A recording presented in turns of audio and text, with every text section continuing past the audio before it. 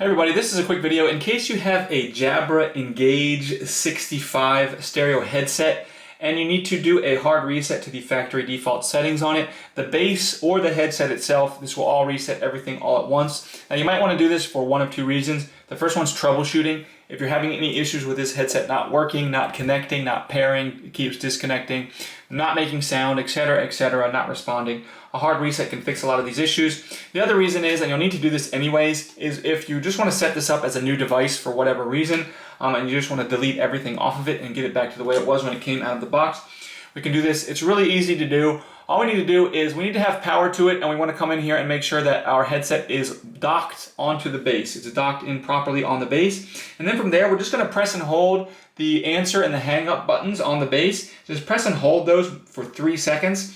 And the headset and the base will reboot after 3 seconds, and all of the settings will return to their default values, at which point you can go ahead and set this up again as a new device.